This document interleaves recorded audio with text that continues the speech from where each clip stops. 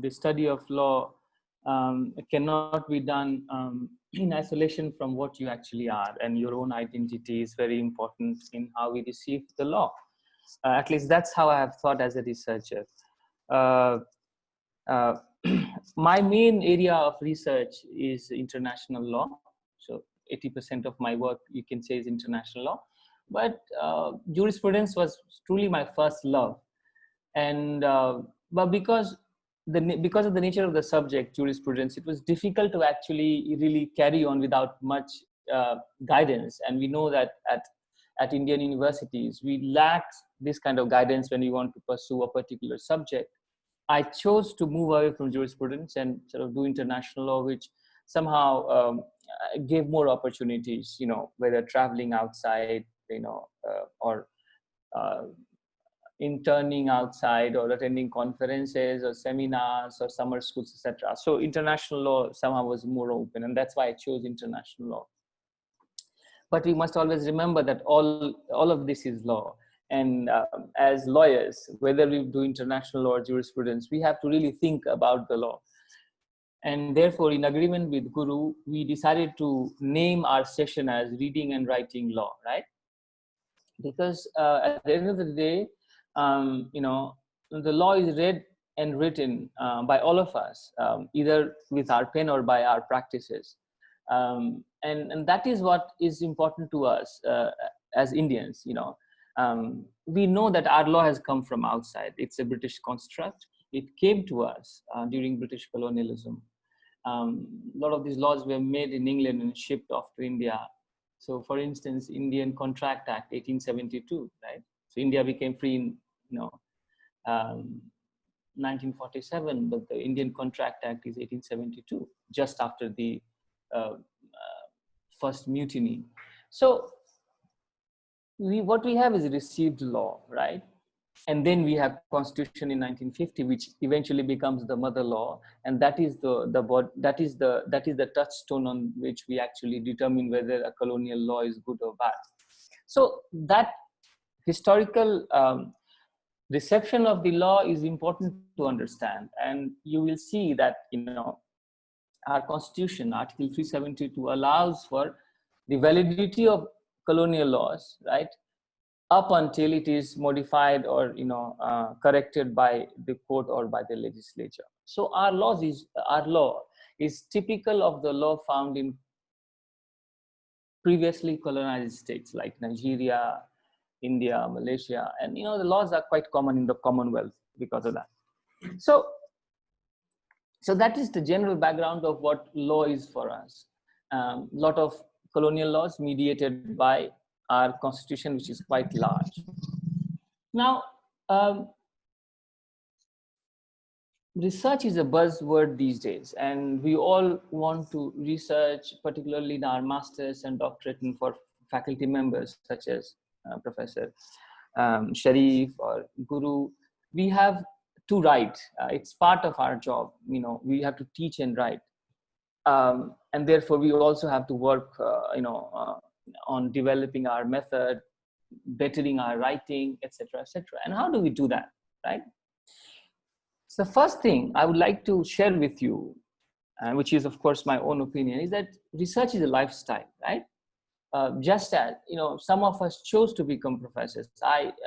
In the law school that I went to with Guru in Bhopal, after 3-4 years of studies, I think in my 3rd or 4th year, I decided that I wanted to become a professor. And since that day, teaching and research is not a secondary job for me. It's not that I did it because I couldn't do other things, right? It is the main thing I wanted to do. And therefore, I pursued it with a lot of passion. And I knew that if you really wanted to connect with global audience, you have to really work hard on developing, understanding writing methods. How do we write law? How do we write about law? So for me, number one, it was a lifestyle.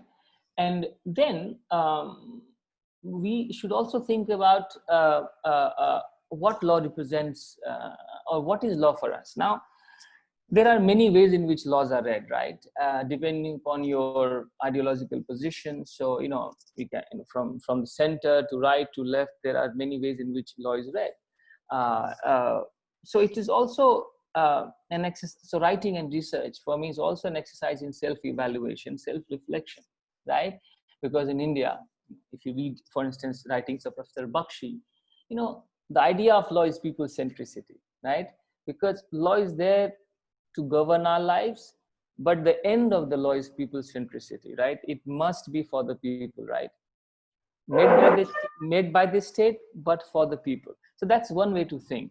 You don't have to brand it as a Marxist way of thinking, or but simply the idea of people centricity, which means that every time you pick up your pen, read a piece of legislation, and you write about it, you're actually thinking of the old Gandhian question: where, how will this impact the poorest man that you've ever seen, right? If you remember, some of us went to NCERT, some of us had NCERT education, and we used to have this, Gandhi's talisman. And what Gandhiji said was quite profound in very simple words. He said, whatever you do, the test of whether this is good or bad is determined by a thought where you actually imagine the impact of your actions on the poorest person you've ever seen in your life, right?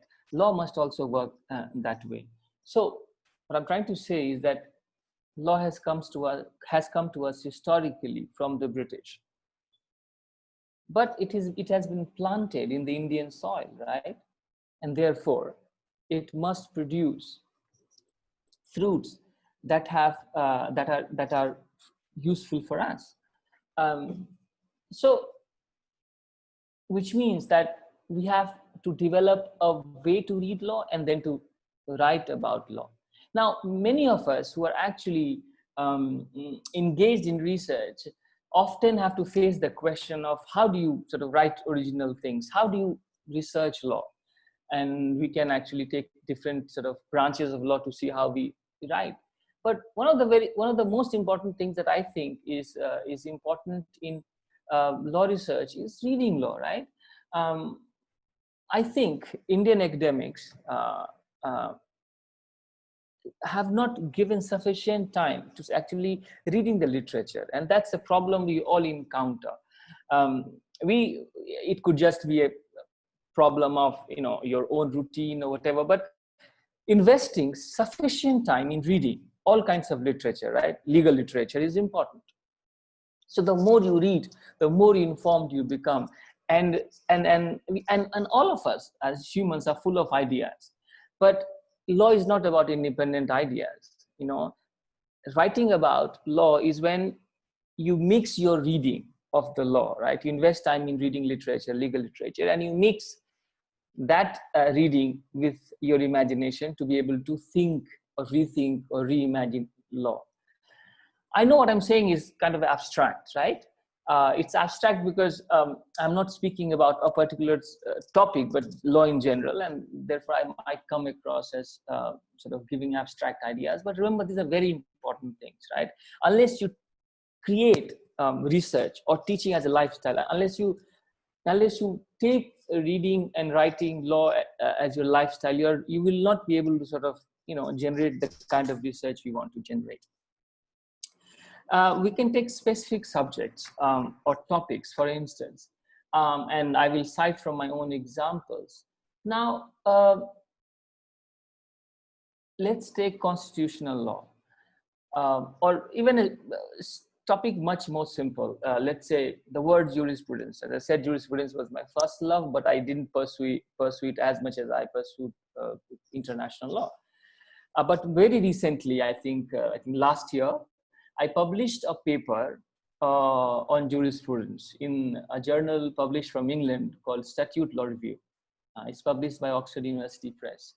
And because as an international lawyer, while I look at UN and other countries in China, Thailand, all that sort of research I do, I'm also interested in the growth and development law within the country as a teacher, because while I research on international law, I teach a number of subjects.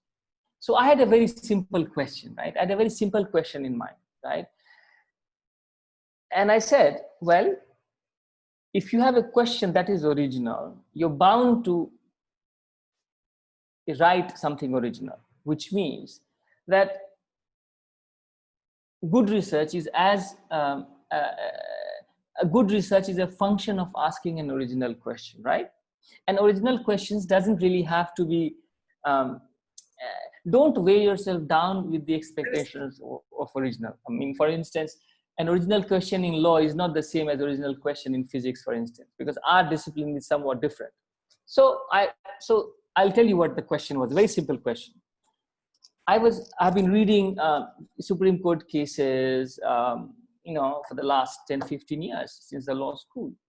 And I said, and I found out that the Supreme Court uses rather generously the word jurisprudence. The word is everywhere. Jurisprudence. You see the judges, Supreme Court judges using it. So I had a very fundamental question. My question was, what is it that the Supreme Court judges mean when they use the word jurisprudence? It's a very simple question, right? And I began reading judgments with that in mind, and I found that it was actually a variety of meanings that the Supreme Court was trying to give when they use the word jurisprudence. And in 99% of the cases, they did not care to explain what is jurisprudence, which means that the word jurisprudence, if it appears in a Supreme Court ruling, we teachers and students have to simply assume that it has a particular meaning, right? So the judges do not care to actually explain it.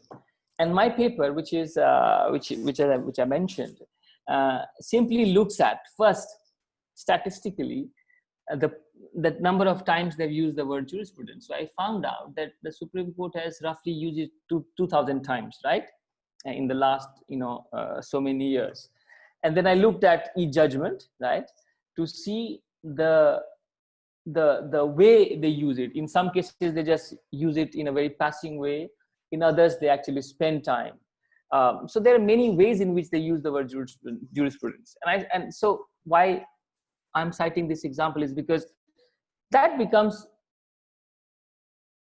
a point of inquiry, a very simple idea, right? Which means, and why am I sharing this story with you, is that to be observant, to just give time to yourself while reading, right?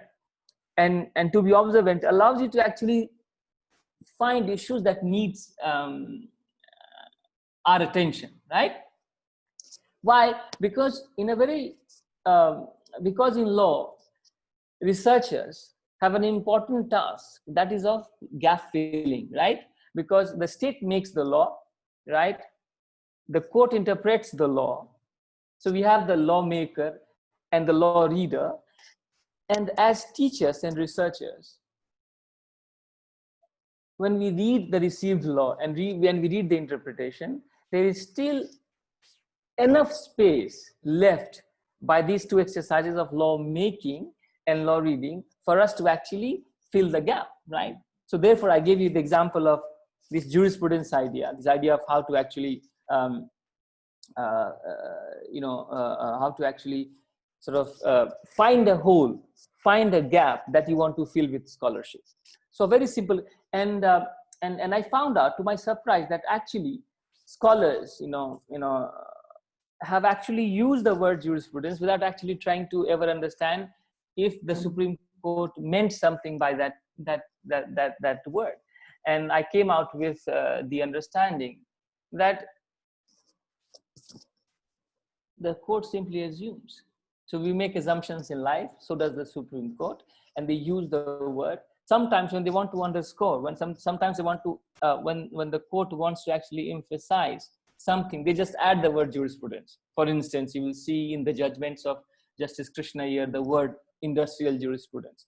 If you have not explained what is jurisprudence to us, right? Say creating a word called industrial jurisprudence is simply a way to emphasize labor rights, right? So examples like that. So what I'm saying is that all of us as readers of law have to develop a method to read it, right? And and the component of originality, right? That what you write should be original, that it must have traction, and it must be original enough to be accepted by, let's say, a good quality international journal. Sometimes it's just finding those gaps, and when I read law, I find it everywhere actually. Sometimes I feel that there are too many gaps to be plugged that then I can actually do myself, which is good for me, because I never find I don't there's never really a situation where I see for me to actually think that there is nothing that you can do, or there is nothing to be said, and that I've developed as a lifestyle. And so that's first part, which is research and writing as a lifestyle. The second part is interdisciplinarity. We know that interdisciplinarity has become a buzzword. Everyone speaks about it: multidisciplinary, interdisciplinary. But what is it, right? What is this buzzword? Well, the literal meaning of multidisciplinarity is to use the insights or methods of different disciplines, not just one, but multiple, 2 or 3, to argue about a particular discipline. So let's say you want to argue about the law, right? So you're not content with legal interpretation, which the Supreme Court does, but you're interested in seeing how sociological reading of the law will impact it, or historical reading of the law will impact it, which means that it is possible to do sociology of law or history of law, right? Law and economics is a very, very important discipline in US, for instance. The Chicago School is known for law and economics. My master's in Barcelona was in international economic law and policy. So I was basically studying trade and investment, right? Very technical subject, which means that I had to have the working knowledge of economics to be able to read the law. So in law and economics, in trade and investment, for instance, the principles of economics were used to speak about the law, right? And what is the basic principle of economics? Efficiency, right? So they were reading law. Law and economics scholars read law through the prism of efficiency. Whereas our received law, the British or European tradition, is very different, which is law as value, right? Which means that while law and economics people read law on the basis of efficiency, we read law as value, right? I'll give you an example. Think about a law on elderly people, right? An economist would say that elderly people, because of their decreasing productivity, are a dead weight on society, right? Whereas if you take a justice approach, a value approach, you will think of senior people as being physically less productive but intellectually more, because they have accumulated a lifelong experience of lifelong experience, and they are in a position to actually guide you, tell you, advise you when you need it, because they might have had experiences that you are yet to have it. So based on what discipline you choose to mix with law, you bound to come to different conclusions. And that is what interdisciplinarity is: mixing different disciplines with the study of law and reading of law. I have now received a question from Sumit Singh. How can we get our research papers in international journals, Indian journals published? Please give us links to apply. Okay, so this is also a good method, since I'm, this is a conversation and not a lecture, so I'm open to questions. This will also help me address precise issues that you might have. So how do we get published in research in international journals? It's a very important question, a question that is often asked, which has a very simple answer. Sumit asks us to share links to apply to. Now this is, remember, writing or applying to publish is not like applying for admission, right? So there are no specific links, right? When I started publishing, my first published piece was internationally was when I was in law school in Bhopal as a DLLB student. And then I published something soon after when I graduated. My approach was very simple, and this is for all of you. As I said in the beginning, writing comes from reading. Because you read, you reflect, you think, you get ideas, and then you write, right? So my approach was very simple. If I'm reading a journal, right, I can actually try to publish my paper in that very journal. Who stops me from trying, right?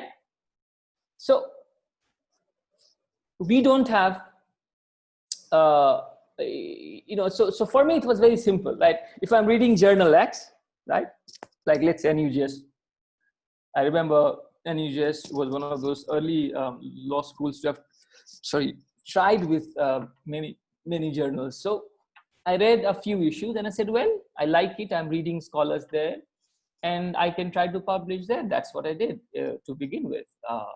And very soon when I read international journals, I tried to publish with them. So it's a very simple idea. You're reading a particular journal and you understand what kind of articles are published, what is their approach, what is their, what kind of subjects they deal with, that gives you a sense of the journal and you can actually try to publish that. So the more you read, the more ideas you will get on how to publish, right?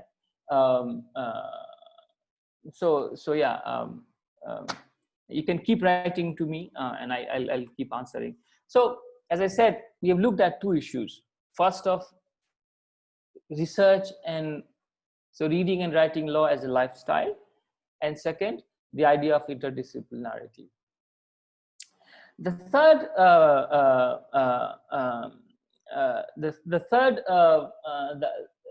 component is of creating collaborations. Now, collaborations are important, just as you need teachers, for instance, just as you need teachers to teach you in the class. Once you're out of the classroom and you become a faculty yourself, you really need to create your own class, a group for conversations, because some of the best ideas come during conversation, right? We're talking to someone who's equally informed or more informed, and you strike a conversation and you're able to sort of get ideas. So creating a community of thinkers, researchers, writers, like-minded, or even people who have difference of opinion but are respectful. That community is very, very important. I've received a question that says, Southern jurisprudence. Well, that's a very specific question. Southern jurisprudence, recently I had an opportunity to guest edit a special issue of a journal called Liverpool Law Review. And I had invited a set of scholars who wrote for me. And the theme of that special issue I edited was called Southern jurisprudence, right? So as I said, I started with this example of what is jurisprudence, so the idea of Southern jurisprudence. So because our laws are in import from Britain, naturally the way we read them was also, the interpretation was also British. But in the last 60, 70 years, we have developed our own way of thinking about the law. So by Southern jurisprudence, I mean moving away from standard doctrinal study of the law to thinking of law with people centricity in mind. For me, people centricity is a method, right?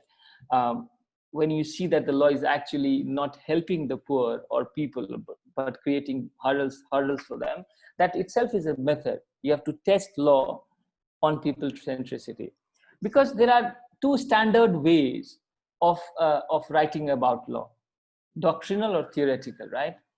What is doctrinal way of thinking about the law? When you think of the law without leaving the province of the law, that is doctrinal, right? But theoretical is when we actually try to import social science methods to the study of law. So these are two dominant ways, doctrinal and theoretical, right?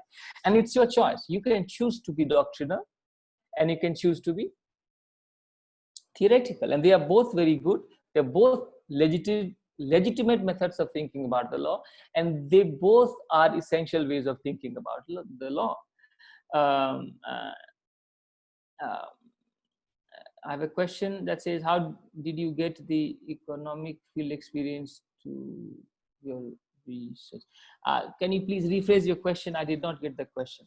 So what I'm trying to say is that you have to develop a method for yourself. When you are stuck with the idea of writing, just go back to reading. Because from court cases to articles by jurists, to reports by legal bodies, there is so much to be read. And if you're not writing, it's simply because you're not reading.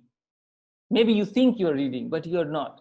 Ask yourself the question, right? This is an exercise I conduct with scholars when I'm asked to speak about research. I ask them, please share with me the name of 5 authors you've read in the last 5 years.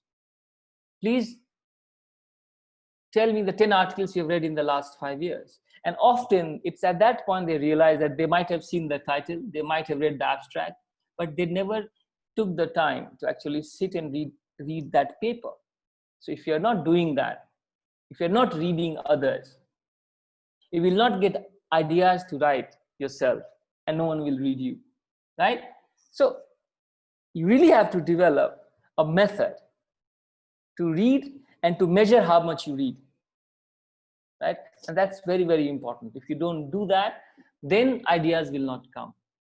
Why? Because what we are engaged in is not a religious exercise. It's not an exercise where you get this received sort of wisdom, from sky above, and then you simply write without footnotes. Our writings have footnotes. Our writings have references. We speak in reference to Marx.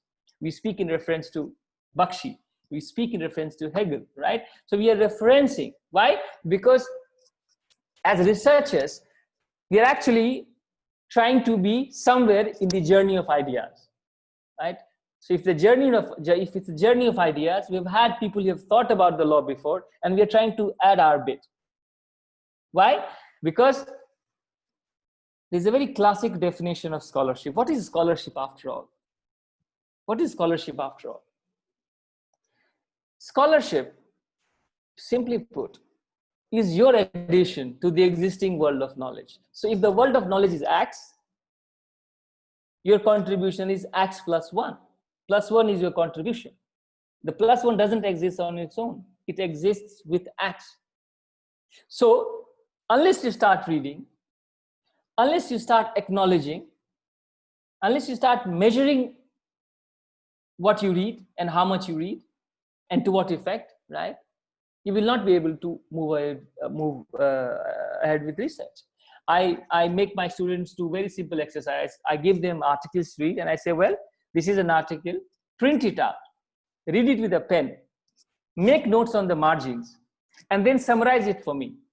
Because each article you read, each good book you read, each report you read is a building block of the house of research, right? I have received another question. What is your take on being a generalist international lawyer and doing a specialist branch of international law? How do you... Well, this idea of being general and specific are two sides of the same coin, right? Generally, you have to be generalist. You have to understand law input, the ethos, the meaning of law generally, to be able to make arguments in intellectual property law, right?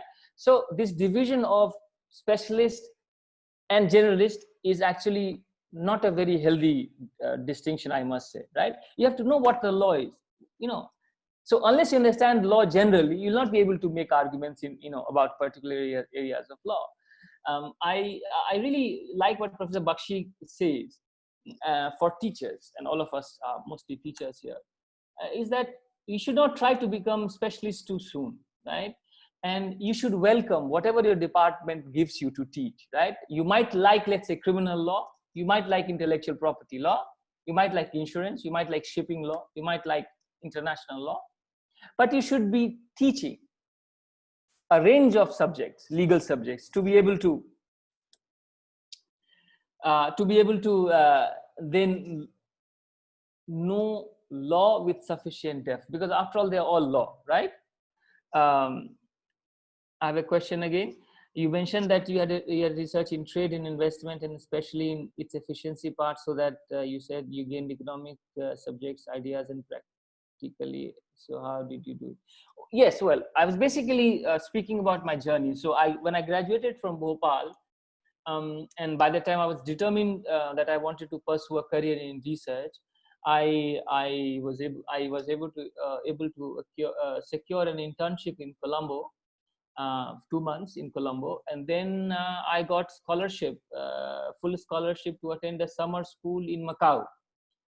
That summer school was organized by Institute of European Studies of Macau. So it had, Macau was a Portuguese colony, just as Hong Kong was a British colony. So Macau, so set of European scholars from Portugal and from other parts of Europe had started a summer course on international economic law. So 15 days of intellectual property, TRIPS, trade-related intellectual property, and 15 days of WTO law. So I attended the 15 days on WTO law. So that was life-changing for me, because for the first time, I was able to see professors who actually were so powerful that even states would read them. Some of my professors went on to become WTO appellate body members. So I was taught by them in that summer school. And because I had this sort of initiation into international economic law, I thought it's a good way to actually specialize, because when you do LLB or BLLB, you don't specialize, you read it generally. And I was not very happy with that. I thought, well, I know the general stuff, but perhaps I must now spend time to develop specialization. So therefore, after that summer school, I came back, finished my LLB, worked for a while, and then I got scholarship to do my master's from University of Barcelona. That program was actually run by WTO, partially by WTO. So because it was in Europe, in Barcelona, and WTO was in Geneva, within 1 hour, all the experts who were around WTO would fly in and to teach us. So that was very, very good. We really had like top people in the world teaching international economic law. We were taught by roughly 45 professors, because we had new professor every week. So we had professors for topic. So these are people who are known for that specific topic in the world. So we had the WTO chief economist, professors from Harvard, who taught us economics. So it was really nice. The best lot of professors from the world were chosen to educate us. It was very rigorous masters, but it really helped me, because then I was able to develop specialization, so to speak, in international economic law. And thereafter, I came back, started teaching in Jindal, but again, I got scholarship from the government of Singapore to pursue my doctorate at the National University of Singapore, where I again did a general. So again, I did not do my PhD on international economic law, but on international law, more general. So as I said, this oscillation between specific and general is important. You really have to move between specific and general to be able to master the law. A good metaphor for sort of commanding law is the idea of kneading the dough, right? The more time you spend in kneading the dough, the better the roti will be, actually, because it traps more air and it just makes it whatever softer. So you just have to spend time, right? Reading, writing, reflecting. Really the key is reading. I'm telling you, the key is reading. We all have ideas. Every one of us has ideas, but only a small percentage succeed to publish, right? It's because if you just have freewheeling ideas, not rooted in legal literature, then they'll just be ideas not worth publishing. So you must do something to root your ideas. You check your ideas. You have a free idea, and you go to the text, you read it, and then try to make a connection. Because you have to remember that what we do as lawyers, law scholars, is not receive divine wisdom and write Quran or Gita or or Bible. No, that's not what we do. Our job is secular. Our job is to read legal literature, right, and extract ideas and principles out of it, and to add our bit to it, and then extend the discourse. Our job is to extend the discourse, right? So, so, so as I said, I mean, this is supposed to be a freewheeling conversation about the idea of law, and for me, that's how what law is. I welcome more questions. I have a question again, again from Aditya. Do you think that international legal positivism is also an approach like 12?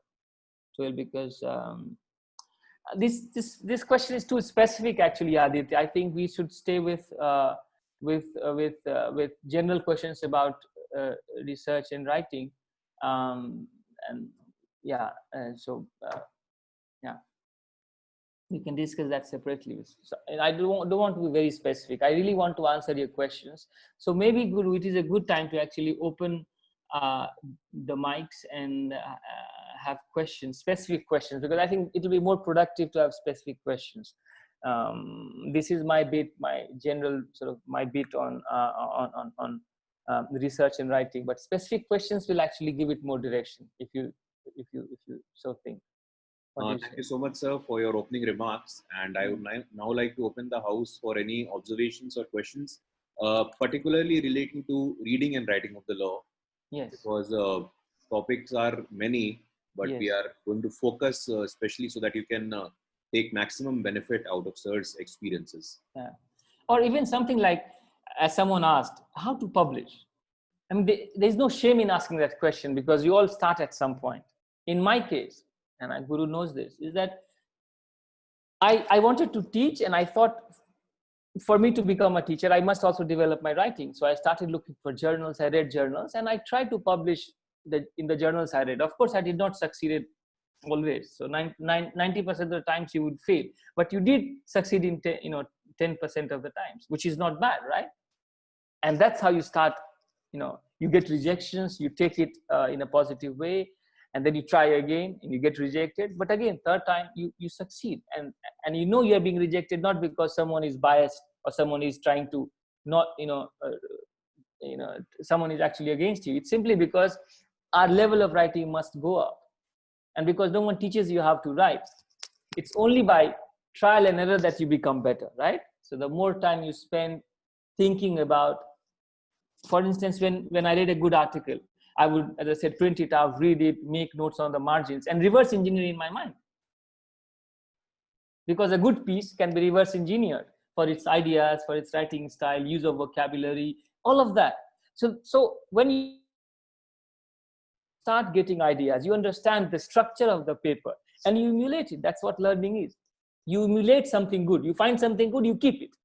You find a good expression, note it in your diary, because you can use it later, right? Because we write in English, and English is a foreign language. You also have to develop command over the language, right? You develop command over the language, which means that we are not natural speakers, native speakers. So you actually acquire that. It's an acquired taste, right? So you make an effort to basically, note good expressions, good ideas, maintain a diary, right? Maintain a small diary and keep noting things, because all of us get good ideas, but we don't end up fertilizing them all because we don't actually spend time on it. So you have to actually, if you have a good idea, you note it, keep it, and it will be handy at some point. Yeah.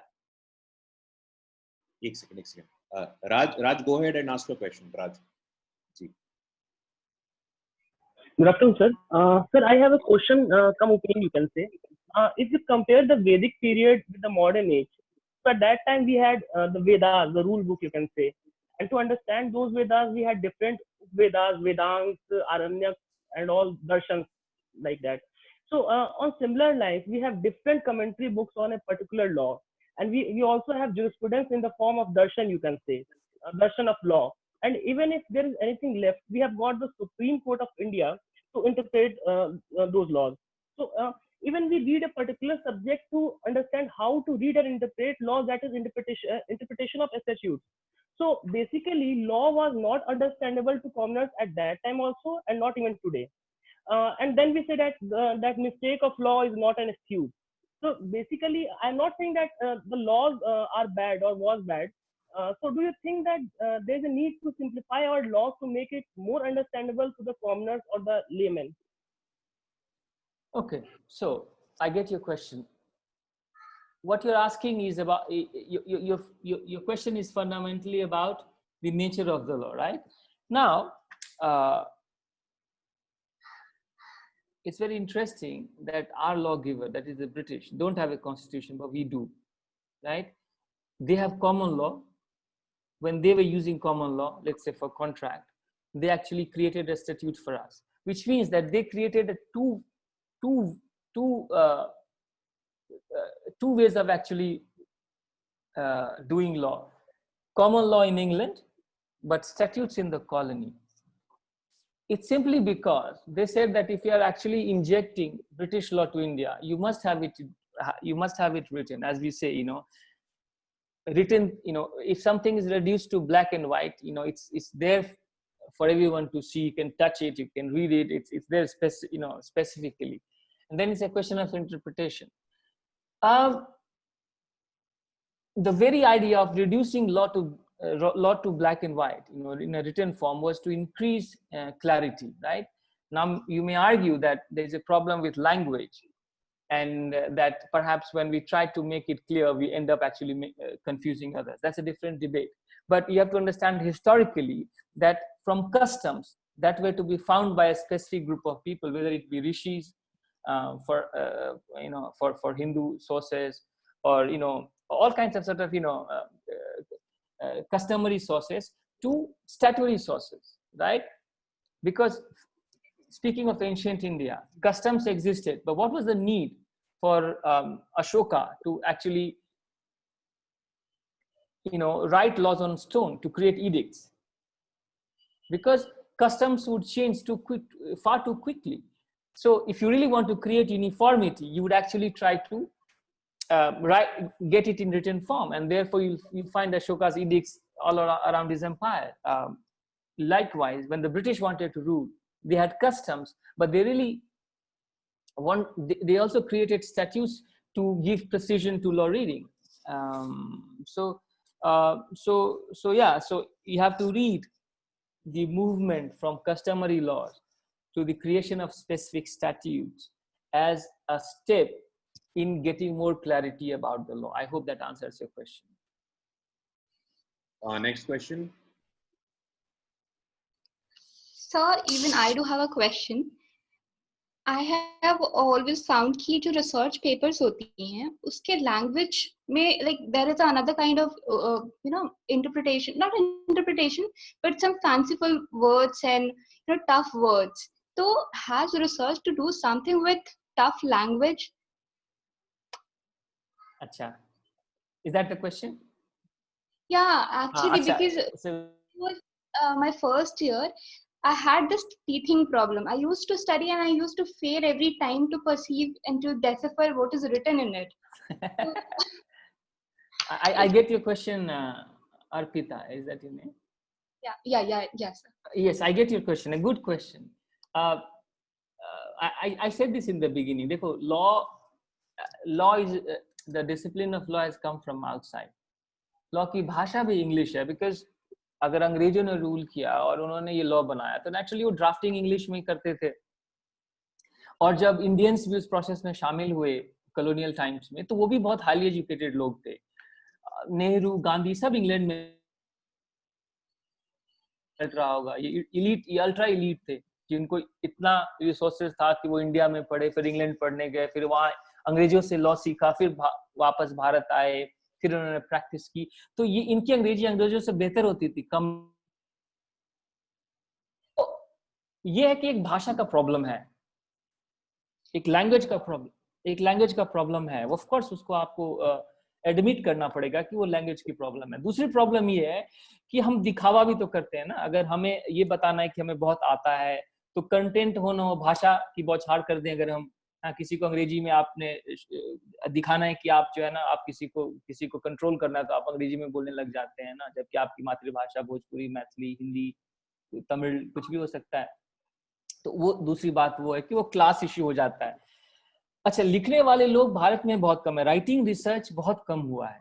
तो ये जो लोग लिख रहे हैं, मान लो 1947 से देखते हैं, जब से देश आजाद हुआ तब से हम अगर देखें तो ये सब बहुत अल्ट्रा एलीट्स थे। ये लोग, इसमें आधे तो लोग इंग्लैंड में ही पढ़े हुए थे, तो इनकी भाषा अच्छी थी, वो अंग्रेजों की तरह अंग्रेजी बोल रहे हैं। तो हमने जो रिसीव किया उस ट्रेडिशन को, वो एक लिंग्विस्टिक ट्रेडिशन है, ठीक है, एक बात। इसीलिए जब तुम अमेरिकन लिटरेचर पढ़ोगे लॉ पे, if you read American journals और ब्रिटिश जर्नल्स, तो तुम्हें एक अंतर दिखेगा। एक ब्रिटिश का अपना स्टाइल है, अपना वोकैबुलरी है लिखने का, लेकिन अमेरिकन राइटिंग्स में ज्यादा क्लैरिटी होता है, बिकॉज अमेरिका वैसे ही आजाद हुआ ब्रिटेन से जैसे हम आजाद हुए। वो भी टूटा, वो ब्रिटेन का पार्ट था एम्पायर का, फिर तोड़ के अलग हो गए। 1774 में वो अलग हो गए, हम बहुत बाद में 200 साल बाद अलग हुए। तो वो दो ट्रेडिशन है। तो ये तुम्हारा ऑब्जर्वेशन सही है कि पहले हमें लगता है कि लिखने का मतलब है अपना भाषा पे कंट्रोल दिखाना, नहीं, लेकिन हम भाषा पे तो नहीं लिख रहे, हम तो लॉ पे लिख रहे हैं। तो मेरा ये मानना है कि चाहे वो ट्रेडिशन बख्शी, प्रोफेसर बख्शी का हो, मैं उनकी राइटिंग बहुत पसंद करता हूँ, बट कभी कभी और उनकी राइटिंग मतलब बहुत उसमें फ्लो है, उसमें एक लिंग्विस्टिक फ्लेवर है, वो एक खास तरीके से लिखते हैं। तो वो उन्होंने डेवलप किया कि लॉ को इंटरेस्टिंग और इंगेजिंग बनाया जाए। अब ऐसे कुछ आप पढ़ रहे हैं तो लॉ तो कोई फिक्शन नहीं है, कोई स्टोरी नहीं है, तो उन्होंने एक ऐसी स्टाइल डेवलप की जिससे लॉ इंगेजिंग लगे। तो उनका जो राइटिंग स्टाइल है उसमें एक भाषा का असर दिखता है। उनसे भी ज्यादा कृष्णअय्यर को के जजमेंट को पढ़ो तो लगता है कि ये पक्का इंग्लिश के ग्रेजुएट थे, फिर लॉयर बने तो सारी अंग्रेजी वो लैंग्वेज में वो डाल देते हैं। तो हम जो करते हैं, हम अगर इकोनॉमिस्ट, अगर हमने 3 साल वाला LLB किया, उससे पहले हम इकोनॉमिक्स पढ़े या हिस्ट्री पढ़े या लिटरेचर पढ़े, तो उसका असर मेरी लॉ राइटिंग पर होगा, ठीक है। तो ये तुम्हें समझना पड़ेगा कि हर आदमी अपने स्ट्रेंथ से लिखता है ना। और जैसे हम लोग जब 5 साल वाले में गए तो यहाँ ना आप सोशियोलॉजिस्ट बन रहे हैं, ना आप हिस्टोरियन बन रहे हैं, ना इकोनॉमिक्स, सब कुछ थोड़ा थोड़ा पढ़ लिया, ठीक है, और कुछ भी पूरा नहीं पढ़ा, और लॉ पे फिर जोर दिया। तो फिर 5 ईयर वाले में क्या हो गया कि आपने इकोनॉमिक्स भी पढ़ लिया एक सेमेस्टर में, फिर थोड़ा सा इंग्लिश भी पढ़ लिया, हिस्ट्री भी थोड़ी पढ़ ली, तो ऐसे करके हमने एक रेंज ऑफ सब्जेक्ट्स पढ़ा। और उसमें से जो आपको अच्छा लगा, आपको हिस्ट्री अच्छा लगा तो आप हिस्टोरिकल हो गए, आपको इकोनॉमिक्स अच्छा लगा तो आप उससे, तो उसकी भाषा, लॉ और भाषा का वही संबंध है जो संबंध मैथमेटिक्स और फिजिक्स का है। कि फिजिक्स का जो लैंग्वेज जो मैथमेटिक्स है ना, उसी तरह लॉ आपको कहना है उसका लैंग्वेज इंग्लिश है।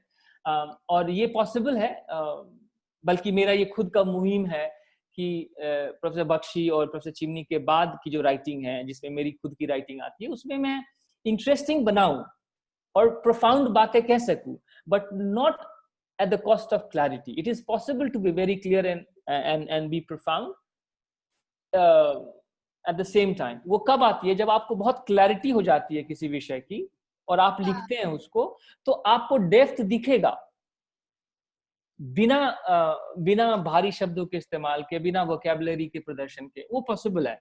तो वो क्या है ना कि एक ट्रेडिशन भी है। अब जो हमने रिसीव किया, प्रोफेसर बख्शी का ट्रेडिशन रिसीव किया और जज कृष्णअय्यर का रिसीव किया, उस रिसीव्ड चीज को फिर से हम प्यूरिफाई करके उसको रीडिफाइन करके हम अपनी राइटिंग डेवलप करते हैं, तो बहुत क्लैरिटी। जैसे मैं अपना खुद का आर्टिकल रिकमेंड करूंगा, जो मैं बता रहा था वो जूरिस्प्रूडेंस वाला, तो वो मैं शेयर कर लूंगा, I share it with Guru and he can share it with you all. तो उसमें यू कैन सी कि आपको कुछ बात कहनी है और बात ओरिजिनल है और बात कुछ नई है, उसके लिए भाषा का आडंबर जरूरी नहीं है। आप कुछ शब्द तो आपको यूज करने पड़ेंगे जो उस डिसिप्लिन के लिए इंपॉर्टेंट है, बट लैंग्वेज सिंपल हो सकता है आपकी। आप you can be simple and profound at the same time. But अच्छा क्वेश्चन था, बिकॉज ये बहुत लोग भाषा से डर जाते हैं और फिर उसके बाद वो ऐसा बैरियर हो जाता है कि उसी में वो फंस के रह जाते हैं, उसके बियॉन्ड नहीं जा पाते, तो ये प्रॉब्लम होती है। Once I asked a senior of mine, sir, I have to write a paper. So he said कि write something which cannot be perceived पहले reading पे. So I wrote it and it got published.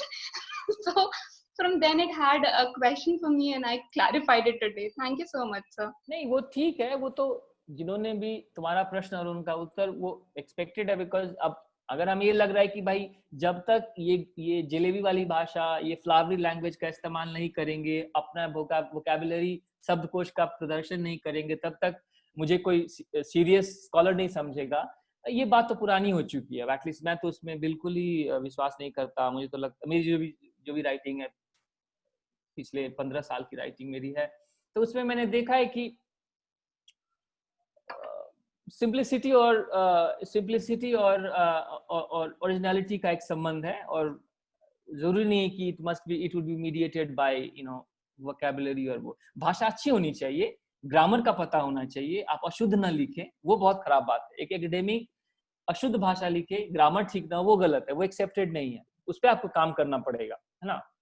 और इसके लिए क्या करते हैं, तो जैसे मैं अपने लैंग्वेज को बेहतर करने के लिए मैं लिटरेचर पढ़ता हूँ, लॉ का भी पढ़ा, फिर फिक्शन भी पढ़ा, शॉर्ट स्टोरीज भी पढ़ा, सब कुछ पढ़ा, बिकॉज भाषा के जितने रूप हम देखेंगे उससे हमको एक सेंस बनेगा कि कुछ कहना है, कुछ बात, I have to put something across. It is माध्यम तो भाषा है ना, तो भाषा को हम इग्नोर नहीं करेंगे, हाँ उसको सिंप्लीफाई कर सकते हैं। तो भाषा पर कमांड का मतलब ये नहीं कि वोकैबुलरी पे कमांड, वोकैबुलरी तो पढ़ना चाहिए, लेकिन वो प्रिटेंशियस नहीं होना चाहिए, वो जार्गनिस्टिक नहीं होना चाहिए, उससे निकलना हमारा काम है। और वो एक डिसिप्लिन से आता है, वो प्रोसेस से आता है, वो एक दिन में नहीं होता है। हाँ सर, चैट बॉक्स में क्वेश्चन है। हाँ, ज्योत्सना ने लिखा है कि how to improve our legal language and writing as standard form of writing, any specific book you want to refer for we students, sir please say for. Okay, देखो, I really don't think that there is a specific given book that if you read you'll be able to actually write better. नहीं, as I said in my presentation, आप एक काम करें, कलम उठाएं, ठीक है, एक डायरी रखें, और उसमें आपका जो भी विषय है, आप मान लीजिए इंटेलेक्चुअल प्रॉपर्टी आपको अच्छा लगता है, क्रिमिनल लॉ अच्छा लगता है, एविडेंस अच्छा लगता है, कॉन्स्टिट्यूशन अच्छा लगता है, कोई भी विषय आपको अच्छा लगता है, ठीक है, आप 2 प्रश्न पूछे अपने से। हाँ, पहला ये कि मेरे विषय की 5 सबसे बढ़िया किताब क्या है, ठीक है, और लिखने की कोशिश करें। हाँ, दूसरा, मेरे विषय की 5 अच्छे आर्टिकल्स कौन से। अगर इसका जवाब आपको नहीं आता है तो आप खोजना शुरू कर दें। जब आप खोजेंगे तो आप you'll be able to find 5 books, 5 articles, और उसको धीरे धीरे पढ़ना शुरू करें, start reading them, right? और with the question कि why are they good, why are these books great, why are these articles wonderful, उसमें डिस्कशन है, उसमें आर्ग्यूमेंट है, उसमें फैक्ट है और भाषा है, सब कुछ का। so, वो एक ensemble है कि जिसमें एक अच्छा एक अच्छा पेपर या बुक वो है जिसमें हर चीज एक खास तरीके से मिल करके ऑर्गेनिकली फिट हो गई है। उसमें भाषा भी है, फैक्ट भी है, एनालिसिस भी है, सब कुछ है। तो ये एक्सरसाइज आप, I think everyone should follow this exercise. So far as my own texts are concerned, I can share 1 or 2 articles. Last year मुझे Asian society of international law से प्राइज मिला मेरे पेपर के लिए, पब्लिश्ड पेपर के लिए, तो वो इंटरनेशनल लॉ में है। So those who do international law will find it interesting. उसके अलावा जो मेरा स्टैट्यूट लॉ रिव्यू का पेपर है जूरिस्प्रूडेंस पे, वो भी मैं रिकमेंड करूंगा कि उसमें आप देखेंगे कि सब्जेक्ट एज ऑब्ट्रूज एज जूरिस्प्रूडेंस पे उसमें मैंने कैसे डील किया है। कि वैसे आपको लगता है कि जूरिस्प्रूडेंस की बात की तो किसी ने पत्थर से मार दिया जूरिस्प्रूडेंस, बस वही बात रुक गई। हाँ, नहीं, ऐसा नहीं है। ये आप पर है कि आप उसको कैसे पढ़ते हैं, कैसा, और उससे कैसे क्वेश्चन एक्सट्रैक्ट करते हैं। तो ये है। तीसरी बात कि ट्राई टू राइट क्वेश्चंस, कि आपके पास कोई क्वेश्चन है तो question try to write it, reduce it in black and white, and as a matter of discipline your question must end with a question mark. हमारे यहाँ क्या होता है, हम कहते हैं मेरे पास एक सवाल है, फिर सवाल नहीं रहता, फिर वो एक स्टेटमेंट हो जाता है ना, 2 पैराग्राफ का, 3 पैराग्राफ का। तो ये हमारी वीकनेस है। इसका मतलब है कि हम स्टेटमेंट और क्वेश्चन में अंतर नहीं कर पा रहे हैं। तो ट्राई राइटिंग क्वेश्चंस नोटबुक में विद अ क्वेश्चन मार्क। तो इससे क्या होगा कि आपकी क्लैरिटी और कमांड बढ़ेगा। आपके पास जो लिटरेचर आपने पढ़ा, उस लिटरेचर से पढ़ के आपको एक क्वेश्चन आया, आपको लग रहा है कि एक क्वेश्चन बट एक्चुअली है नहीं, एक ऑब्जर्वेशन है, तो धीरे धीरे आप you be able to grade कि ये फैक्ट है, ये ऑब्जर्वेशन है कि क्वेश्चन है, और ये एक्सरसाइज करने से आएगा। ये आपको डिसिप्लिन डेवलप करना पड़ेगा। Sir, good हाँ, afternoon, sir.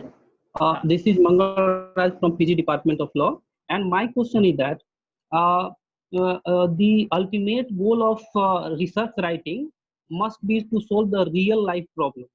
बिल्कुल। But in current scenario, is it because we have gone through the different articles, journals, which is written by different jurists or the academia. So can you feel that this research writing or the paper or the articles, which is really solving the problem of our real life, means that the society and law is very connected with each other? That's why I'm saying this law and journals can solving the problem of our society, or these journals is only for the academic purpose? अच्छा, very good question Mangalraj, very good question, कि हमारा जो academic production है, जो हम लिखते हैं, वो क्या अपने लिए लिखते हैं कि समाज के लिए लिखते हैं? सीधी सी बात, ठीक है, कि आप ये तो हो सकता है कि भाई आपको प्रोफेसर बनना है, आपको लिखना अच्छा लगता है, आप अच्छी अच्छी बातें लिखते हैं और अच्छी जगह पे पब्लिश करते हैं, तो उसमें एक स्वांतः सुख है, खुद का सुख है कि अच्छा लग रहा है, लिख रहे हैं बड़ा, without thinking about the contribution we are making to society. ऐसा है नहीं एक्चुअली, बिकॉज आप जो लिख रहे हैं ना, वो रिसीव्ड विजन नहीं है। अगर आप गीता, कुरान और बाइबल की समीक्षा नहीं कर रहे हैं, आप लॉ पर लिख रहे हैं, तो आप you actually interacting with society, ठीक है। अब इंडिया में ये कल्चर नहीं है, बट ये बढ़ रहा है। वेस्ट में क्या होता है, एक प्रोफेसर और एक जज बराबर होता है, बल्कि प्रोफेसर एक जज से ऊपर ही होता है, कम नहीं होता है। क्यों? क्योंकि वहां पे वो एक दूसरे को पढ़ते हैं। तो एक typical American ruling, supreme court की रूलिंग में आप देखेंगे कि हार्वर्ड लॉ रिव्यू से, ये लॉ रिव्यू से, मतलब वहां के प्रोफेसर जो लिखते हैं अपने जर्नल्स में, उसको सुप्रीम कोर्ट का जज पढ़ता है। कहने का मतलब है कि स्टेट ने लॉ बनाया, जजेस ने इंटरप्रेट किया, बट उस इंटरप्रिटेशन की प्रक्रिया में, उस प्रोसेस में जो स्कॉलरली राइटिंग है, वो योगदान देता है।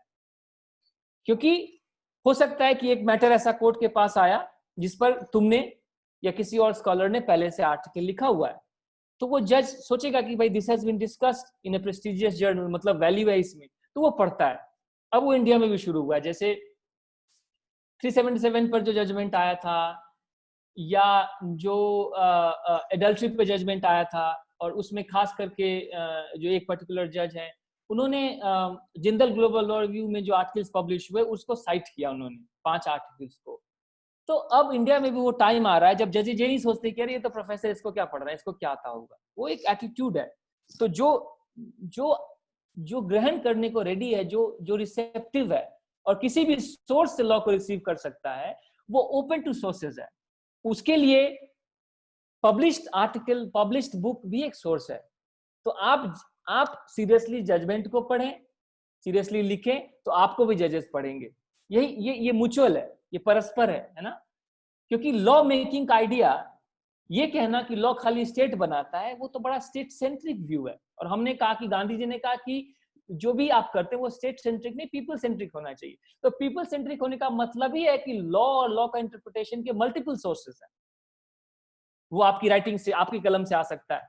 हम तो प्रेमचंद को भी पढ़ते हैं लॉ समझने के लिए, समाज को समझने के लिए भी, लॉ समझने के लिए भी। फुको को भी पढ़ते हैं समाज को समझने के लिए, लॉ समझने के लिए। ये लॉयर्स नहीं थे, एक सोशियोलॉजिस्ट है, एक कथाकार है, but you reading them to actually understand. So एक होलिस्टिक व्यू लॉ का क्रिएट करने में एकेडमिक्स का, हम लॉ टीचर्स का बहुत बड़ा रोल है। अब वो हम रोल नहीं करते, वो अलग बात है। अपने रोल को हम पूरा नहीं करते, वो अलग बात है, वो हमारी समस्या है, उस पर काम करना होगा। एक क्वेश्चन चैट बॉक्स में है राइटिंग के बारे में, previous very important point regarding the symbiotic relationship between जजेस एंड, वो तो चलो मैंने बता दिया। क्वेश्चन ये है ज्योत्सना राज का, how to improve, how to write a good dissertation, the dos and हाँ, बहुत बढ़िया। एक डिसर्टेशन, अब देखो डिसर्टेशन इसेंशियली, डिसर्टेशन है क्या? डिसर्टेशन एक क्वेश्चन है जिसको आप आंसर कर रहे हैं। तो इंपॉर्टेंट है कि एक आप क्वेश्चन ढूंढे, because if your question is original, the answer is bound to be original. ठीक है? तो if the question is original, the answer is bound to be original. तो आप कोशिश करें क्वेश्चन पूछने का. ये मैं पहले भी कह रहा था कि sometimes we imagine we are asking a question, but we are not asking a question. We are actually giving a statement. तो जब तक आप एक एक्सरसाइज डेवलप नहीं करेंगे, एक्सरसाइज की आप try to write a question with a question mark. ये question mark है. हाँ, and keep, तो आप एक question लिखें. So you write a question and then you see whether it has been answered or not. अगर वो हो गया है तो उसको और नैरो करें. तो एक ट्रायंगल की तरह है कि आप बेस से शुरू, उसका बेस बड़ा है और वो ऊपर में कॉनिकल होता जा रहा है. तो आप you start with a broad question mark के साथ. फॉर इंस्टेंस मैं एग्जांपल देता हूं. What is the treatment of the term jurisprudence by the Supreme Court? एक बड़ा ब्रॉड क्वेश्चन है. यही मेरा क्वेश्चन था उस पेपर में. तो ये क्वेश्चन मैंने देखा कि एक्चुअली या ऐसा क्या कि what is the treatment of the term jurisprudence in India. उसमें जजेस भी आ गए, स्कॉलर्स भी आ गए. ठीक है. जब उसको मैंने उस पर काम करना शुरू किया तो एक्चुअली बिकॉज वो क्वेश्चन मैंने देखा कि इस क्वेश्चन को किसी ने पूछा ही नहीं है. आप सीधे कहते हैं industrial jurisprudence, labour jurisprudence, female jurisprudence, हाँ, ज्यूरिस्प्रूडेंस ऑन चिल्ड्रन, आप ये सब कह देते हैं. हाँ, लेबर ज्यूरिस्प्रूडेंस या आप करते हैं, बट एक्चुअली उसको आप डाइसेक्ट नहीं करते हैं. तो डिसर्टेशन का लॉजिक ही है कि आपने एक ओरिजिनल क्वेश्चन पूछा है और उसका वो आंसर आप दे रहे हैं. एक प्रश्न है, उसका आंसर वो डिसर्टेशन है. तो you have to spend time in asking in asking an original question. तब तक ओरिजिनल क्वेश्चन नहीं पूछेंगे. और as I said, उसका एक्सरसाइज है कि आप क्वेश्चन लिखें, you write a question और उसको पूछे कि has this been answered. अगर वो आंसर हुआ है तो और नैरो करें, फिर नैरो करते जाएं. एक दिन आप उस पॉइंट पर पहुंचेंगे जब you will have a question which is original. और जब वो ओरिजिनल क्वेश्चन है तो उसका आंसर भी ओरिजिनल होगा. Any more questions we have? Students, कोई observation? Sir, बोलो. Sir, I have one observation that sir said that treatment of jurisprudence. As I observed that treatment of jurisprudence is nothing but treatment of laws, because jurisprudence means what? To study about the different dimensions of law. So if we pronounce like industrial jurisprudence, like environmental jurisprudence, so many jurisprudence are there, and there is no specificity and universality to define the term jurisprudence, but it is to study the different dimensions of law. Sir. नहीं, वो तो है ना, वो तो एक general बात है. jurisprudence है क्या? jurisprudence दो शब्दों को जोड़ के बना है, juris और prudence. juris बने लॉ, prudence बने लॉ, यू नो, प्रिंसिपल. मतलब लॉ को आप बेसिकली आप लॉ को जैसे आप एक्सट्रैक्ट करते हैं, प्रिंसिपल्स एक्सट्रैक्ट करते हैं फॉर इट्स यूनिवर्सल यूज. वो तो है ऑफ कोर्स, लेकिन मैं ये बोल रहा हूँ कि if you want to write a dissertation, you want to write something, you really have to get down to asking specific questions. अगर हम, जैसे तुमने अभी assume कर लिया कि jurisprudence का मतलब ये होता है, डायमेंशन होता है, तुम्हें ऑलरेडी पता है, ये तुम्हारा assumption है. लेकिन तुम सुप्रीम कोर्ट के जजमेंट्स को पढ़ो, और मेरा सवाल क्या है कि आप खाली ऑब्जर्व करें कि सुप्रीम कोर्ट ने कैसे कैसे यूज किया. मेरा जो पेपर है, you will get more clarity when I share my paper with you. उसमें मैंने देखा कि 2500 टाइप, 2200 और 2100 2100 टाइम सुप्रीम कोर्ट ने इसको यूज किया है, और कैसे कैसे यूज किया फिर वो मैं चार्ट करता हूं. ठीक है. तो ये एक्सरसाइज एक बड़ा स्टैटिस्टिकल एक्सरसाइज है, सिंपल है. तो प्रॉब्लम क्या है स्कॉलरशिप में? जब भारत में हम कहते हैं स्कॉलरशिप करना है, तो वो सोच लेते हैं कि अब जब बैठेंगे तो हम एक पुरानी लिख देंगे, है ना, अब इसके बाद इसके आगे पीछे कुछ नहीं होगा. वो प्रॉब्लम है. आप ये सोचिए कि जो एक्सरसाइज है आपको बहुत हम्बल एक्सरसाइज है, और आप उसमें गैप्स ढूंढते हैं. जब मेरा ये गैप था कि भाई यूज तो जनरल हो रहा है ज्यूरिस्प्रूडेंस का, बट और अज्यूम कर लेते हैं कि एक डेफिनेशन है, बट किसी ने प्रिसाइज डेफिनेशन नहीं दिया है. ठीक है. तो वो क्वेश्चन था और उसको मैंने स्टैटिस्टिकली प्रूव किया है. और और फिर कंपेयर किया कि देखो इंडिया में जूरिस्प्रूडेंस का ऐसा ट्रीटमेंट है, बट जहां से हमने रिसीव किया जूरिस्प्रूडेंस वहां पे उसको ऐसे उन्होंने रिसीव किया है। क्योंकि इंडिया में सुप्रीम कोर्ट के जजमेंट में यूज होता है ये वर्ड, बट बाहर में इंग्लैंड में, यूएस में और कॉमनवेल्थ कंट्रीज में जहाँ इंग्लिश भाषा है वहाँ बहुत अच्छा लिटरेचर है जो एक्चुअली बात करता है कि जूरिस्प्रूडेंस है क्या। उसमें भी टाइप्स है, हिस्टोरिकल है, सोशियोलॉजिकल है, बहुत कुछ है। तो ये बहुत बड़ा विषय है। खाली ये कह देंगे कि लॉ के डायमेंशंस की बात करना जूरिस्प्रूडेंस है, फिर तो बात शुरू हुई समाप्त हो गई। बट एक्चुअल जो डिबेट है ना, ये भी प्रॉब्लम इंडिया में। आपको समय देना पड़ेगा। आपने ये बात कह दी, ठीक है, बट ये जो 100 साल का हिस्ट्री है जूरिस्प्रूडेंस पे, स्कॉलरशिप है 100 साल का, 100 इयर्स का, उससे एंगेज करें, तब अपनी बात रखें, तो आपको पता चलेगा कि आप जो कह रहे हैं वो 100 साल पहले कहा गया, आपकी बात 100 साल पुरानी है। तो आप नया कैसे करेंगे? आप नई बात नहीं करेंगे तो ओरिजिनल क्वेश्चन कैसे आएगा? चैट बॉक्स में एक लास्ट क्वेश्चन है सर। हाँ, आदित्य ने लिखा है कि is there also a politics of scholarship in terms of how selectively we read and write so as to cater to a particular narrative and whether to avoid it और not while conducting. नहीं, politics तो है ही ना। Politics अब simple सा उदाहरण है, आप कॉन्स्टिट्यूशन को पढ़ते हैं, लेकिन आप देख लीजिए उसमें कि जो कॉन्स्टिट्यूशन पे जो बात होती है, तो उसमें फॉर इंस्टेंस की आप फीमेल स्कॉलर्स की कितनी बात होती है, दलित स्कॉलर्स की कितनी बात होती है, कितना सीरियसली उनके स्कॉलरशिप को लिया जाता है। तो ऑफ कोर्स पॉलिटिक्स तो है, बट वो बात का क्वेश्चन है। इसलिए मैं कहता हूँ कि वो सब लार्जर पॉलिटिकल क्वेश्चन है, इजी टू आस्क है। आप बिल्डिंग ब्लॉक्स तो बनाइए। आपने घर बनाना है, आपने जूरिस्प्रूडेंस लॉ, मान लो कि लॉ रिसर्च, लॉ की किताब एक घर है, उसका एक आर्किटेक्चर होगा, वो आइडिया है, वो उसका शेप है, लेकिन बनेगा तो वो ईंटों से ना। तो आपको एक्सरसाइज करना पड़ेगा टू डेवलप, आपको ब्रिक्स बनाना पड़ेगा। आप कुछ पढ़ते हैं तो आप मुझे 2 सेंटेंसेस में लिख के बताइए कि इस 30 पेजेस पेपर का क्या टेक अवे, आप उससे क्या एक्सट्रैक्ट किया, वो क्या आर्ग्यू कर रहा है। तो वो बिल्डिंग ब्लॉक्स है। जितने आप ब्रिक्स बनाएंगे, है ना, उतना आप बाद में उतनी सहूलियत से आप वो एक हाउस बना सकते हैं। तो एवरीथिंग यू रीड, एक न्यूज़पेपर का ओपिनियन हो, एक आर्टिकल हो, एक बुक हो, आप कलम उठा करके आप लिखिए कि क्या आर्गुमेंट ऑथर का। या तो कोई आर्गुमेंट नहीं होगा तो you will be able to find it, है ना। ये एक्सरसाइज आपको करना पड़ेगा। तो पॉलिटिक्स जो भी हो बाहर का, आप प्रिपेयर तो रहें। हमारे यहाँ प्रॉब्लम है प्रिपरेशन ही नहीं है, आप प्रिपेयर नहीं कर रहे हैं, आपके पास एक्सक्यूजेस रहता है, आपको पहले से पता है, आपने जूम किया हुआ है। आप ये जो आईने के सामने खड़ा होना होता है, आईने के सामने क्यों खड़े होते हैं? So that you can see yourself and अपनी गलतियां दिखे, आप खुद को देख रहे हैं। तो स्कॉलरशिप भी ऐसा ही है। आप पढ़िए and then try to reduce it to few sentences, एक पेपर को, और जितना आप करेंगे आपकी एबिलिटी टू रीड बढ़ेगी। मैं हमेशा कहता हूं, read with a pen.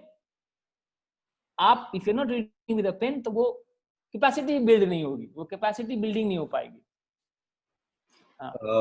Ruchi ma'am, for some final observations. Ruchi Singh ma'am. Yeah, I think this was a very valuable insight from Prabhakar sir to all of us, not just to the students, in fact for me also, because you know there is like, I just like to add to so many things which he had touched upon. Like, it's a wide range of spectrum of things that he had given insights upon, like jurisprudence and then legal and literary writing and other things. But if you're very keen upon how to write, or you know, so many questions came up, there is a specific subject as law and literature, like interdisciplinarity is something also which Prabhakar sir discussed. So you can look at how literature is in law or law is in literature, and then you can look into the interdisciplinary aspect. Apart from that, I think the small tips that sir has given, like how to frame an original question, or how the dissertation goes like a pyramid, you know, like the tip has to be the most pointed question, but at the end, at the root level, you can have a bigger question or a larger question having a broader base approach. So those tips are so valuable. At the same time, I found it like, when he said, when you write, you're contributing something as like 1, x plus 1, but you have to take into the matrix that x always existed, and you can't keep that 1 without going into the x. So there were so many things which he has touched. It was so valuable for me and for all our students. Thank you, sir. Thank you so much, sir. And I hand over to Guru sir now. मैं एक paper था जिसके बारे में मैंने बात की, तो मैंने सोचा उसको शेयर कर देता हूँ चैट बॉक्स में, so that people can see अभी as an example of how to argue and write. मतलब हमारा जो काम है ना, मतलब यही मैं कहना चाहता हूँ. प्रॉब्लम ये होता है कि as scholars, है ना, और उसमें हम हैं, PhD में कोई रोल है, PhD ऑनवर्ड सारे स्कॉलर्स एक ही काम कर रहे होते हैं, वो प्रोफेसर हो, सीनियर हो, या तो एक प्रोसेस है. आप एक यात्रा में आप लग जाते हैं जहां पर आप लिखना और कुछ क्रिएट करना चाहते हैं ना, क्रिएटिविटी का रहता है कि आप कुछ कहना चाहते हैं जो पहले नहीं कहा गया. तो अगर तो ओरिजिनलिटी, कुछ नई बात कहना है, तो पता होना चाहिए पहले क्या कहा गया. अच्छा, आई हैव शेयर्ड माय ये पेपर इस वाले में चैट में. तो I request all of you to click on it and see at least the title and the abstract. ठीक है, तो इट विल मेक सेंस. हाँ, तो मैं इसे बोल रहा था कि ये सवाल आया था पहले ना, I forgot who had asked, Arpita ने शायद पूछा था. हाँ, कि मतलब कि ये जो भाषा, लैंग्वेज पे मास्टरी और लॉ पे मास्टरी का क्या संबंध है. नहीं, of course we have to master language. आप इंग्लिश में लिखते हैं तो आप अशुद्ध लिखेंगे तो वो एक पोर इंप्रेशन डेवलप करेगा, और आप कहीं अच्छी जगह लिखना चाहेंगे तो बोलेंगे भाषा ही पहले समझ में नहीं आ रही है, भाषा अशुद्ध है तो लैंग्वेज बाद में. लेकिन अल्टीमेट है कि it must be an ensemble, organic ensemble of language and argumentation. तो ये चूंकि one of my most recent papers है तो मैं वो शेयर कर रहा हूँ. तो you can see from the title itself कि मैं कुछ कहना चाह रहा हूँ, वो टाइटल में भी क्लियर है. मुझे बहुत लोगों ने लिखा इसके पब्लिकेशन के बाद, including some of my seniors from Bhopal जो प्रैक्टिस करते हैं. तो Guru would relate to this. Guru, do you remember Prashant Mishra sir? हाँ, गुरु सर ना. हाँ, नहीं, प्रशांत मिश्रा को भी गुरु बोलते थे उनके बैच में. प्रशांत मिश्रा प्रैक्टिस करते हैं, दरभंगा से ही है. हाँ, right.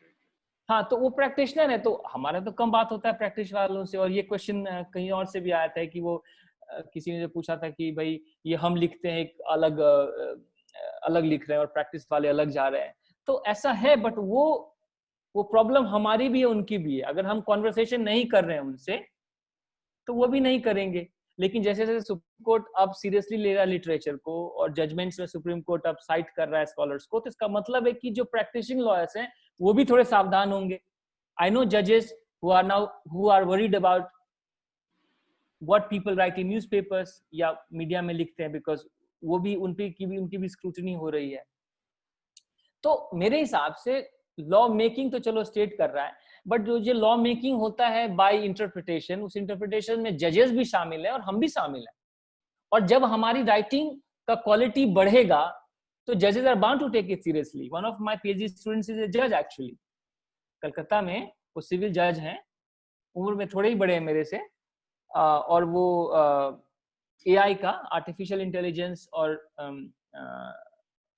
Law reading at district level पे वो पीएचडी कर रहे हैं मेरे अंदर में. तो उनसे भी इंटरेक्शन का फायदा होता है मुझे, क्योंकि मैं तो जज नहीं हूं, तो बट चूंकि वो हैं तो उनसे बहुत बात समझ में आती है. और उनसे भी समझ में आता है कि भाई ये जो एकेडमिक क्वालिटी, आप जो अच्छे जर्नल्स में, ऑक्सफोर्ड कैम्ब्रिज के जर्नल्स में आप अगर अच्छी बात लिख रहे हैं तो उसका एक्चुअली एक उसका ऑडियंस है. एक सिंपल है, अब ये स्टैट्यूट लॉ रिव्यू है, इंग्लैंड से पब्लिश होता है. मैंने देखा है कि सुप्रीम कोर्ट में स्टैट्यूट लॉ रिव्यू के आर्टिकल साइट होते हैं. क्यों होते हैं? जजेस तो पढ़ते हैं उनको, है ना. तो anyways, I want all of you to kindly look at this. एक क्लिक करके देख लो कि टाइटल क्या है, एब्स्ट्रैक्ट क्या है. मैं जो आर्ग्यू कर रहा था वही मैं कहना चाह रहा था. वो आर्टिकल आया नहीं चैट बॉक्स में, या तो आप मुझसे शेयर कर दीजिए, मैं सबको ईमेल कर दूंगा. ओहो, ये प्राइवेटली चला गया. एक मिनट, सॉरी, एक मिनट. ये सुमित कुमार को प्राइवेटली चला गया. हाउ डू आई एवरीवन कर दीजिए. एक मिनट. हाँ, एवरीवन, सॉरी. हाँ, अच्छा, तो हाँ, now it's everyone. I think all of us can save this article. And before we finally conclude, I would request Honorable Head of Department, Dr. Salim Javed, to please formally deliver the vote of thanks and express our heartfelt gratitude to the Speaker Prabhakar Singh sir. Over to you, Salim sir. Sir, unmute कर लीजिएगा. हाँ sir. Hello. Yeah.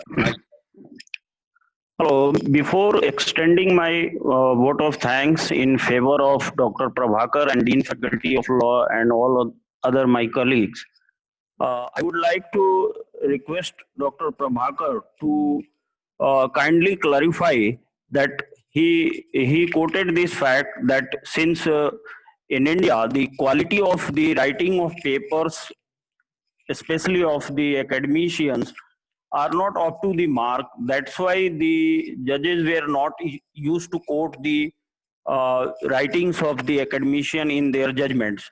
Sir, actually, I just want to know, because you are having the national and international exposure, that it is really so, or it is something related to the matter of attitude on the part of the judges, that they did not like to quote the articles written by the academician. Dr. Prabhakar sir. Thank you, Dr. Javed, for a very good question. I must say that it's a mix of both, an attitude, attitude of judges about vis-a-vis academics. Because you see, in India, or maybe not just India but anywhere, judges have a certain kind of a power. So they think that it is below their dignity to actually read anything produced by scholars. But even with that, I mean, the trend is changing. Professor Bakshi, Supreme Court has extensively used Professor Bakshi, cited him, etc., etc. And most recently, Justice Chandrachud has cited 4 of our colleagues, 4 Jindal academics, for their articles published in Jindal Global Law Review. So you're right, that is a question of attitude. But with time, when the quality of writing is changing, मैंने इसलिए कहा कि अगर statute law review को supreme court site करता, अब statute law review में doctor Javed और गुरु प्रकाश के आर्टिकल्स कल को आएंगे, तो परसों वो भी साइट होगा, बिकॉज अब आप उस सोर्सेज में पब्लिश कर रहे हैं जहां ये जजेस पढ़ते हैं. अब जजेस नहीं पढ़ेंगे, मान लीजिए पटना लॉ रिव्यू को नहीं पढ़े, उनको लगेगा कि पटना लॉ रिव्यू हम क्यों पढ़े, हम तो सुप्रीम कोर्ट के जज हैं, नहीं पढ़ेंगे. आपने स्टैट्यूट लॉ रिव्यू में लिखना शुरू कर दिया, जब वो पढ़ते हैं तो एक प्रोसेस आएगा, एक समय आएगा, एक इंटेलेक्चुअल कॉन्सेंसस बनेगा, जहां उनका जो उनके अंदर में जो एक स्टूडेंट, लॉ स्टूडेंट है, लॉ ग्रेजुएट है, वो अगर इंटर्नशिप कर रहा है, वो बोलेगा सर इस विषय पर तो देखिए, there is a paper published in statute law review on this subject और इसी पे जजमेंट देना है, आप देख लीजिए. तो होता है. तो इसका एक ऑन्टोलॉजी है कि कैसे स्कॉलरशिप जजेस के पास पहुंचता है, बिकॉज वो बहुत बिजी है, इंडिया में ओवरवर्क्ड है. तो वेस्ट में, एक्चुअली अमेरिका में और कनाडा में तो लॉबिंग होती है. लॉबिंग कैसे होती है कि आप हार्वर्ड से पढ़ के निकले, आप टोरंटो से पढ़ के निकले और सुप्रीम कोर्ट में आप क्लर्कशिप कर रहे हैं, तो आपके प्रोफेसर्स ने कहा कि भाई इस विषय पे मैंने लिखा है, इस पे जजमेंट आना है, जरा इस सुप्रीम कोर्ट के जज साहब को आप फॉरवर्ड कर दे ये पेपर. अगर वो जेनरस है, अगर वो लार्ज हार्टेड है और वो ओपन माइंडेड है, तो वो पढ़ेंगे, रिजेक्ट कर देंगे या साइट करेंगे. तो ये आप सही कह रहे हैं कि actually question of attitude, but वो भी बदल रहा है. Things are changing. जैसे फॉर इंस्टेंस, इसी का एक पैरेलल है कि आपने अच्छा कुछ काम किया, वेस्ट में आपको इग्नोर कर रहे हैं, वो आपको नहीं पढ़ रहे हैं, ठीक है. तो एक्सेसिबिलिटी की प्रॉब्लम है. लेकिन जब मैंने इंटरनेशनल जर्नल्स में लिखना शुरू किया, ऑक्सफोर्ड का, कैम्ब्रिज का है, ओयूपी सीयूपी का है, तो उसमें ये बहाना नहीं है कि इसका सर्कुलेशन नहीं, उसका सर्कुलेशन तो ग्लोबली हो रहा है. तो फिर मुझे साइटेशंस भी मिलने लग गई. मैं मतलब फॉर एग्जांपल जैसे मैं एग्जांपल देना चाहूंगा, not to boast about this, but मैंने पहले भी दिया एक जगह पर, गुरु knows this, कि हार्वर्ड के, मुझे हार्वर्ड से 4 साइटेशंस अब हैं, ठीक है. और उन 4 साइटेशंस में जो हैं, 2 तो हार्वर्ड के प्रोफेसर हैं, ठीक है, उन्होंने साइट किया. तो अब वो इसलिए साइट किया कि अगर ये इलाहाबाद में, पटना में छपा होता अगर, तो उनको मिलता ही नहीं. लेकिन वो जहां छपा है वो उसको एक्सेस करते हैं, ऑक्सफोर्ड कैम्ब्रिज का जर्नल है, वो भी देखते हैं. तब उनको इससे एलर्जी नहीं है कि इसका नाम प्रभाकर सिंह है, अब ये क्या अच्छा कह सकता है, ऐसा नहीं होता है. तो हमने क्या किया कि हमें भी तो अपना गेम अप करना पड़ेगा, हम भी तो अपना गेम को बेटर करें। तो ये थोड़ी मतलब मेरी शिकायत अपने आप से है, आपसे, हमसे, मतलब हमारा जो कम्युनिटी है उससे मेरी एक शिकायत है कि हम इंट्रोस्पेक्शन नहीं करते हैं, और इंट्रोस्पेक्शन किया, समस्या पता भी चला तो उसका इलाज में फिर समय नहीं देते, है ना। तो जैसे कि प्रोफेसर शरीफ कह रहे थे कि ये जो वेबिनार का माध्यम है और all these technologies that we have, actually this can be used to great effect. It is possible. कल ही मेरा एक वो था टॉक था, तो वो सियांस पो है पेरिस में यूनिवर्सिटी, उसके माध्यम से ऑर्गेनाइज हो रहा था, कुछ मैं जो काम कर रहा हूँ, तो उस वाले में मतलब दुनिया भर से लोग जमा हुए और मेरे पेपर पे कमेंट किया। तो ये जो टेक्नोलॉजी का इस्तेमाल करके मैं अपनी राइटिंग को बेहतर करने की कोशिश करने जो कर रहा हूँ, जो एफर्ट डाल रहा हूँ, वो एफर्ट होना चाहिए, है ना। तो एटीट्यूड भी है, लेकिन वो बदल भी रहा है, और आप भी अपना गेम अप कर रहे हैं जब आप उन जर्नल्स में पब्लिश करने की कोशिश कर रहे हैं जहां जजेस हमारे पढ़ते हैं, उसको रिस्पेक्ट करते हैं, तो आप भी धीरे धीरे उनके जजमेंट में दिखेंगे। ठीक है, आई थिंक सलीम जी का कनेक्शन वो हो गया है। मैं रुचि मैम से आग्रह करूंगा कि एक वोट ऑफ थैंक्स देंगे। Ruchi ma'am, over to you.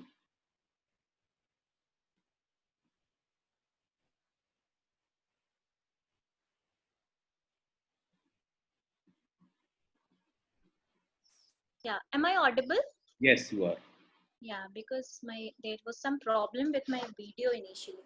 Yes. So indeed, a vote of thanks or any words of gratitude would be less for you here, Prabhakar sir, because it is the 4th day of our lecture series, and we've come towards the end of week 1. It's a long-term plan, but it's a successful execution of week 1's plan. So day 4, I think, was the most successful one, and I really loved listening to you. All of us perhaps loved listening to you, and not just about the kind of contents you had, but also the kind of knitting, how you had put them together in one thread, and it's understandable as a whole. Because mostly when professors talk of legal writing and research, sometimes, it goes awry. Students are not able to connect the threads. So I could, things, for example, the kind of metaphor you took, like mathematics is the language of science, and similarly jurisprudence is the language of law. Or, there is how law is there in literature and literature is there in law. So there were so many things that you talked about. And I think on behalf of, formally on the behalf of Postgraduate Department of Law, and on the behalf of entire Patna University family, I would like to thank you and our deepest gratitude to you for being a part of our this entire lecture series. And definitely it's like a big time thing for our students, to get an insight from a professor from Jindal, because in Jindal there might be hundreds of professors, but here we have very few, like me, Guru sir. Some of us are there who are trying to put things together.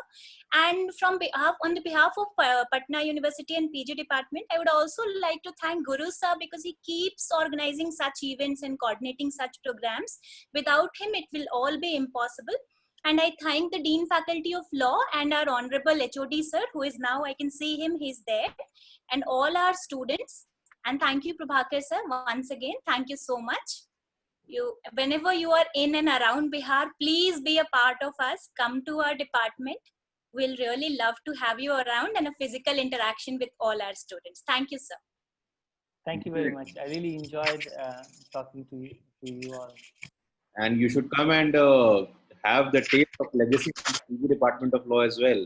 Professor Korani has been our head of... We all will welcome you, sir, in the PG Department of Law, Patna University. Yes, as soon as the dust on COVID settles and I travel back, I'll travel through Patna. Usually I take train and just go to Darbhanga directly, but I can do this through Patna. It'll be nice. It will be our privilege to welcome you in the department, sir. Thank you, Professor Javed. Thank you. Thank you so much. Thank you very much. Thank you so much.